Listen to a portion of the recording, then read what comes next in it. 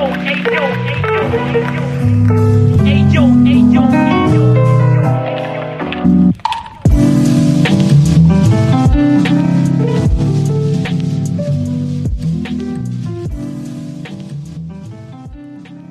project is a no-profit foundation about visual art and photography. If you want to help us, just drop a donation on buymeacoffee.com/BerlinExplorer. Hello everyone to 50 Minutes of Experience. Today I'm with Rapalje from USA, but I don't know exactly where. But she will introduce herself, and then we discover also that. Welcome, Pearl.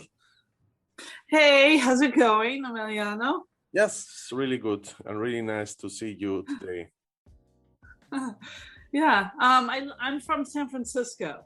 Actually. So I was understanding good. So just because before I probably understood lived more than live now.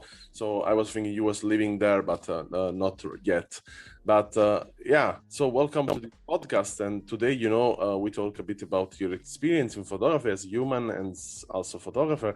And I want to say that you are one of the photographer of the next magazine we are preparing. And I received a lot of picture from you. That is really nice because they are really different picture, and especially your work is really interesting because it's based on many different style, because it's jumping from not only straight photography in a digital way, but especially in 35 millimeter in analogic. It's really particular, but let's do it in that way. So you introduce a bit of yourself. You just tell us who you are and when did you start to taking picture, and then we go a bit more deeper inside of you. Inside of me, okay. Inside of your soul. Don't misunderstand. Yeah, I mean, I wanted to send you, I was very intrigued by the magazine and by all the themes because I like the idea of all the different colors. And I've, ever since 2012, I started doing analog film again. And I joined the community of lomography, which lomography, as you probably know, is a community that really encourages analog film. And they started incorporating, I think somebody in the group a long time ago, like in the 90s, found a Russian compact camera in a thrift store, and they thought it was really intriguing. It was called an LCA, Lomo LCA, and they started a community around this little tiny compact camera. And so I rejoined when I was 18. I went to college and I majored in photography and printmaking. And my father was a professional photographer. He worked 13 hours in the studio every day. And he used to photograph in the 60s for IBM architectural.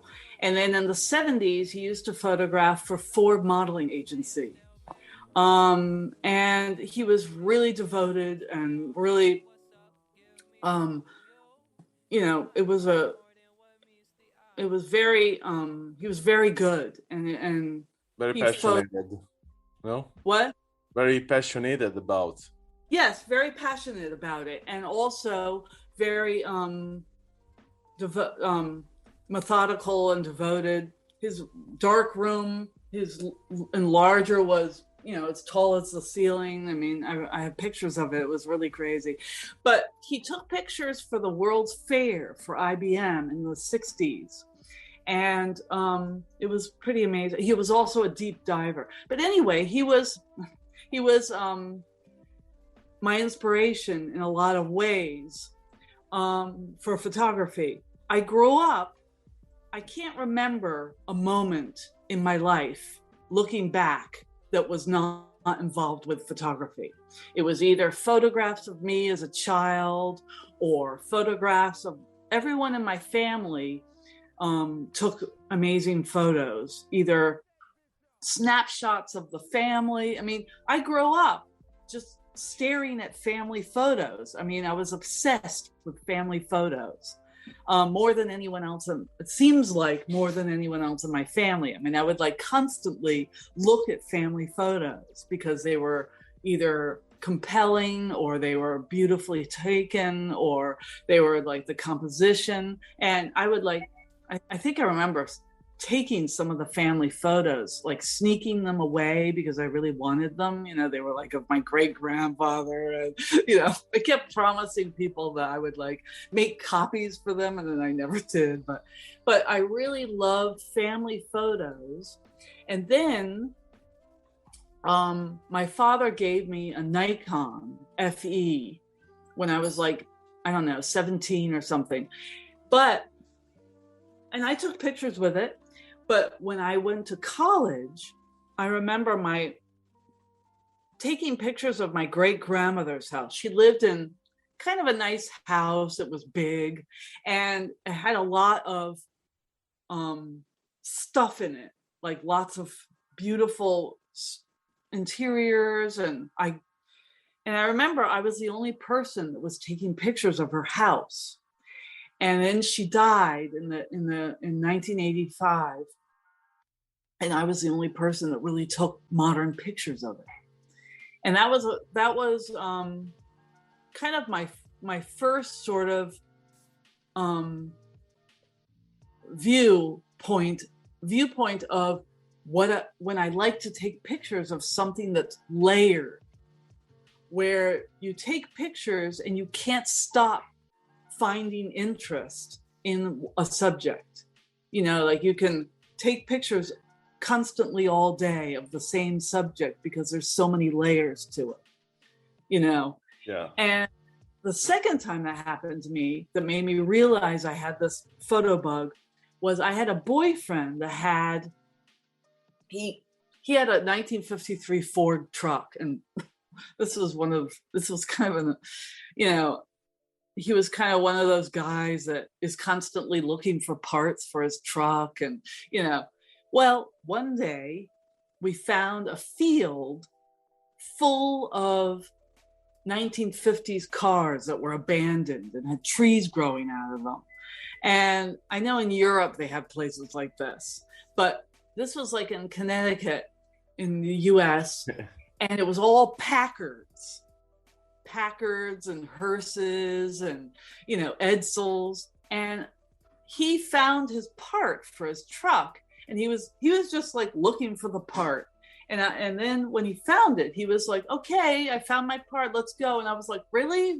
You need to go now? Because I can't stop taking pictures of all these trucks and cars and the parts of them and the trees and the things growing out of them. And he had to drag me away. I mean, it was just really like, and then I realized, oh, I'm really into this. This is really cool. And then one of the things I really didn't like was I didn't like darkroom stuff. I really don't like developing film because the same thing with the obsession with taking pictures like all day of the same thing. I get obsessed with how the picture is turning out, you know, and like, oh, I need to go in and dodge more, or I need to like burn more onto this photo. You know what I'm saying? Have you ever developed pictures? Yeah. And I would never be satisfied. So now I send them to a lab and I focus more on the composition. But anyway.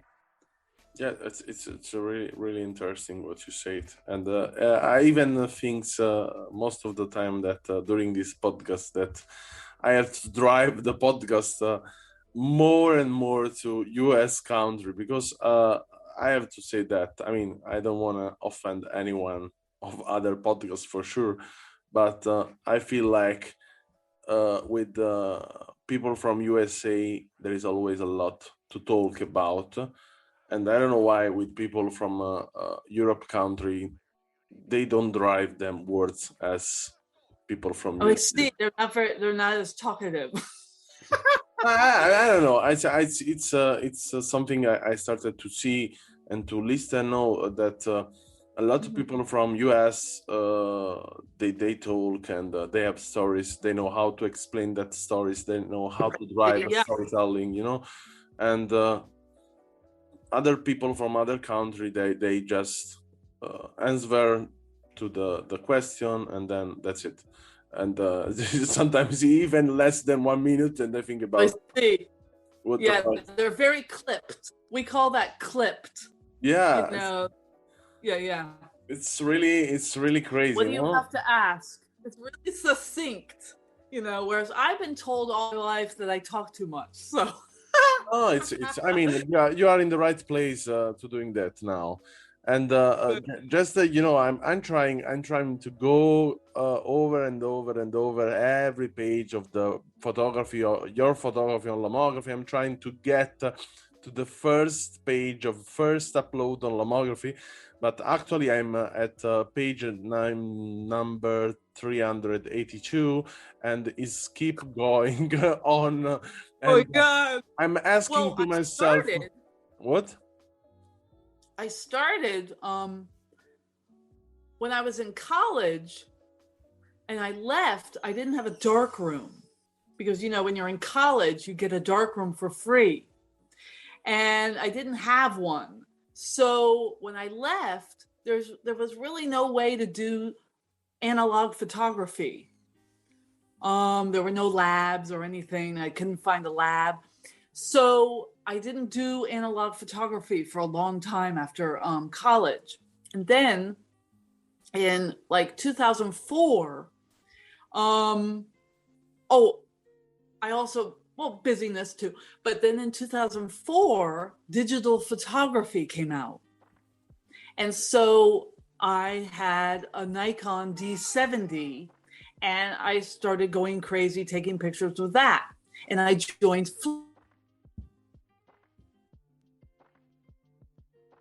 Flickr. I have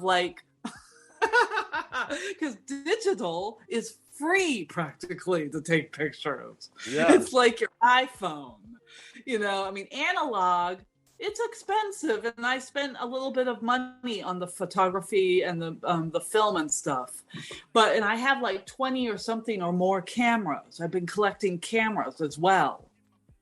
I have but before Lomo 2012, I just had a digital camera. But that was annoying because balance. Digital cameras have this problem where you're always trying to get the color right on the computer.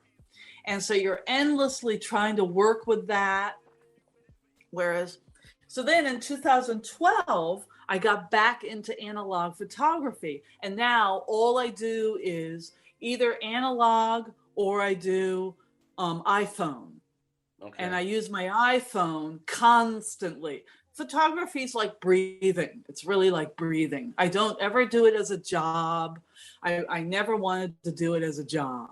I don't like to, if someone tells me, please take a picture of this, or please take a picture at my wedding, I won't do it. I won't do it. I won't be told what to take a picture of. Yeah.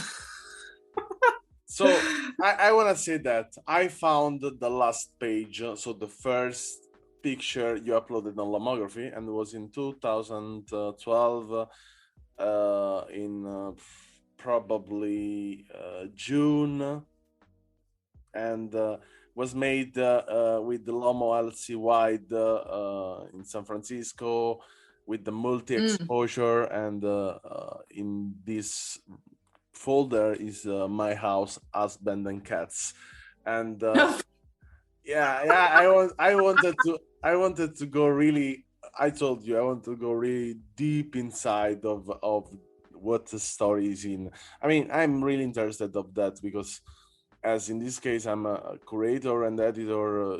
This is my pleasure to see a million of picture in front of me, and playing as a puzzle, starting to grab some, and composing in my head my things, and it's really nice, funny, and curious that you have there are thousands of pictures. There are only lomography. There are 32,067 picture. So that means yeah, a life of picture. I mean, I have seen also some profile with over than 500,000 picture, but I don't know. I mean, you have to be really obsessive also to upload to make something like 500,000 of picture on lomography. Yeah. But Well, what's amazing too is that on lomography, it's free to post your photos there. yeah, I mean, this is probably a win decision, because I mean, you know, the point is they use a kind of marketing. It's pretty smart.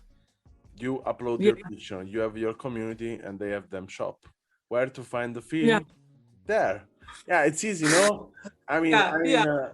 Well, also, they, like you, like Berlin Explorer, they encourage contests, and they have prizes of like points in their shop, and people, and they also develop your film if you want them to. yeah, You know, so it's really great, and people are.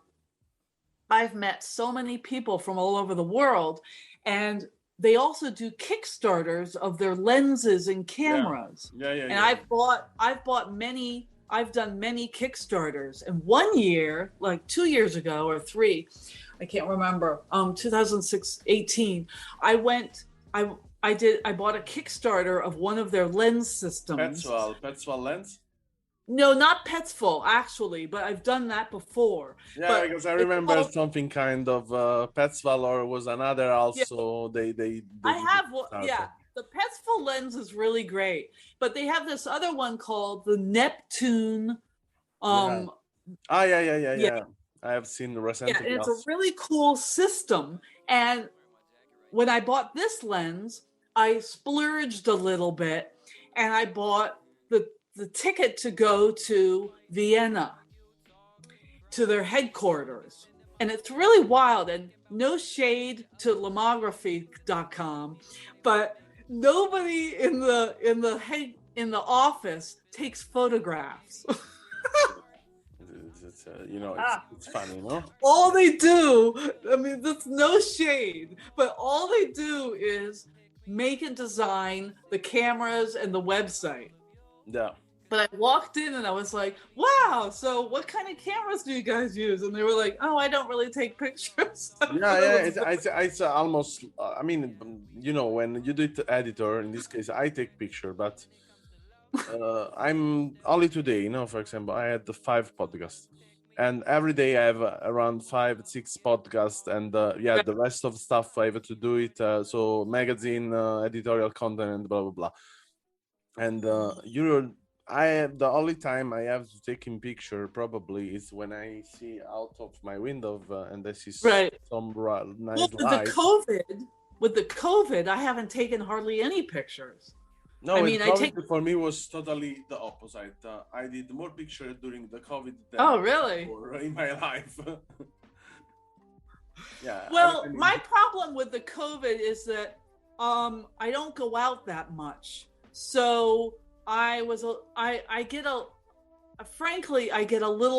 little bored of my neighborhood, taking pictures of it, because San Francisco is different than New York City. So, for instance, like New York City, when you live in the middle of the Manhattan, like you could be in the Village, or you could be uptown or downtown or Soho, and everything is like it's like cool city. It's like cool inner city kind of. Everything is incorporated. You walk around, everything.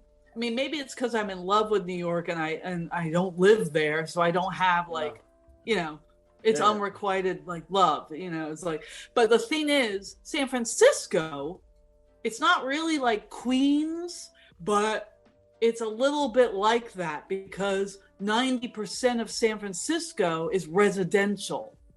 Yeah. You know, it's like, it's sort of like, it's not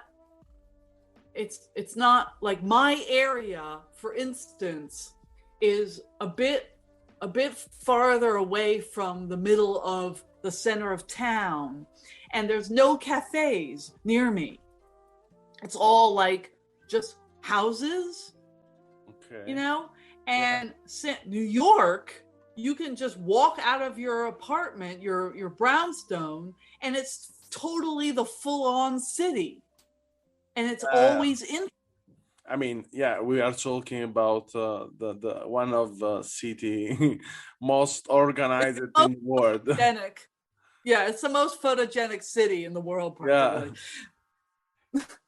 I Because mean, it's yeah. not just photographically cool, it's also urbanly cool. You know, it's like, it's cool street photography.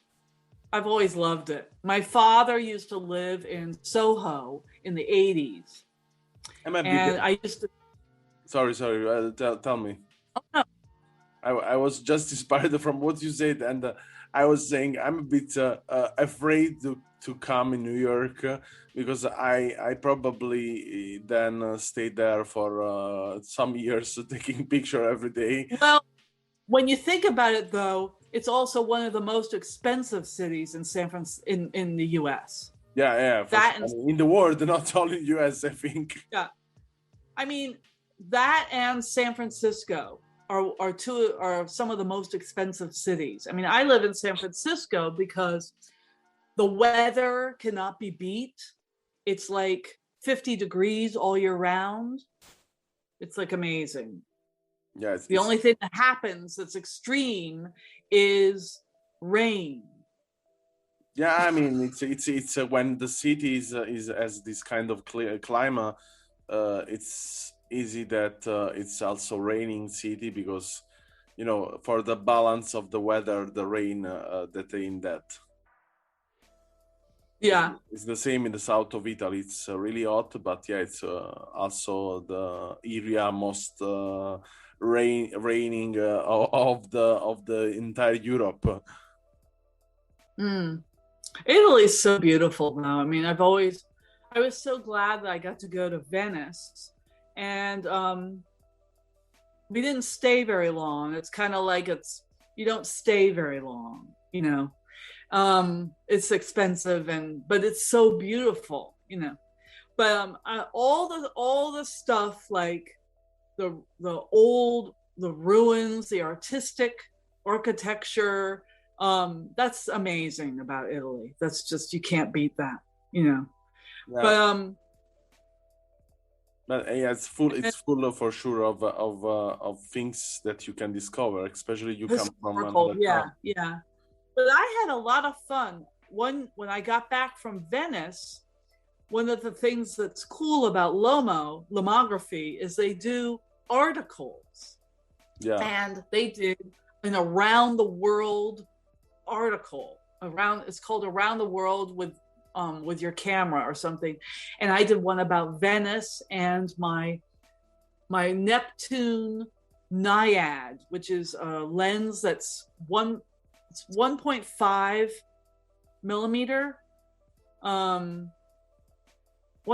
maybe 15. 15 millimeter. So it's like wide, you know. And I took a lot of pictures with that. And but joining Lomography and their community of cameras and films and lenses, in 2012, I got really into, one might say, not necessarily obsessive compulsive, but one might say just got really into collecting lenses and different kinds of film. And they started doing 35 millimeter and 120 film that was cross-processed or different kinds of film. That's why your color themes is really intriguing, because there's film around those color themes. Yeah. So Like when you say yellow or red or green or even purple, there's different kinds of film. So you don't have to pick, oh, a purple car or, a yellow marigold flower. There's like red scale film, which encourages yellow tones or red tones. Yeah. And it's really interesting. And I got, I'm one of those people that gets like, I don't know, ADD. I get kind of bored with just regular film or the same film or one kind.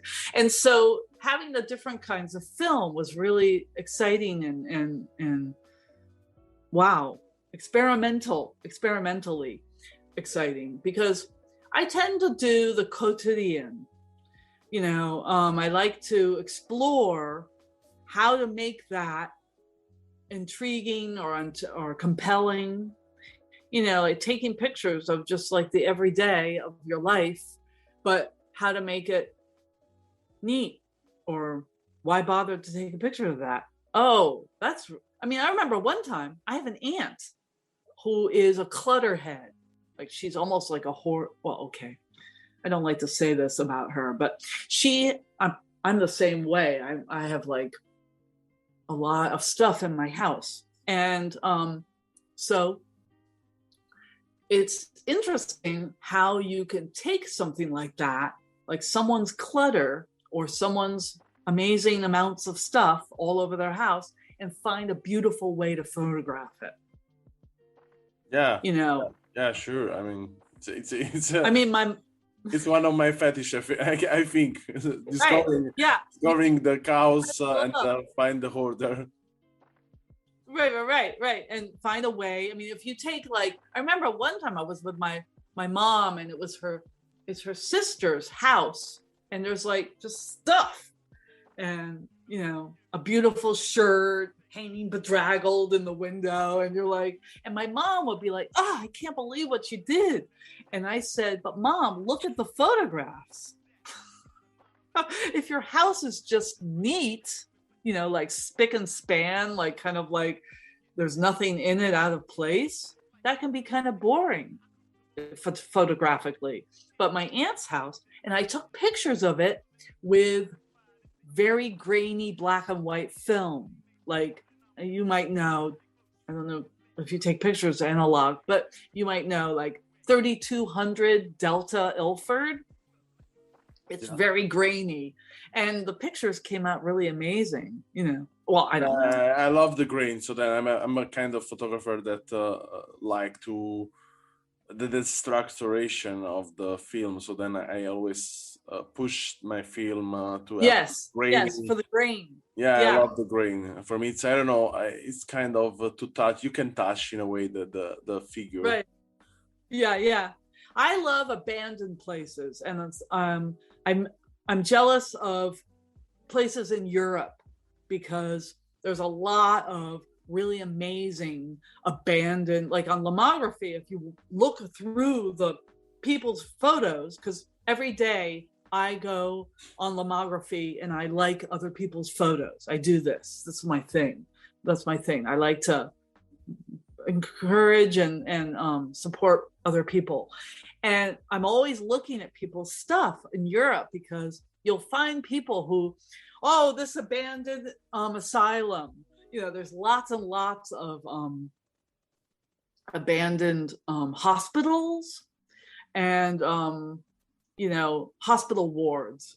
Especially here in Berlin. Especially here in Berlin, there are a lot. Right. And that's one of my favorite things, is abandoned places or car cemeteries, or I really love old cars. My grandfather was a car person. He designed a car, and I'm really into really old cars and, different stuff like that. But I really but another thing that a lot of, ever since Lomography, I don't know if they encourage this or not, but ever since Lomography, they encouraged other companies making film and cameras as well. And so like there's different film companies like Revolog and Kono, and I don't know, different. Okay. Rolly made some really great films as well. The company that made the twin lens reflex camera, they made some really cool films as well. But there's this one company called Revlog that made some really interesting films with like scratches in the film or spots. Like there was this one called Volvox, and it gave like big green splotches on your film. Yeah. Stuff like this.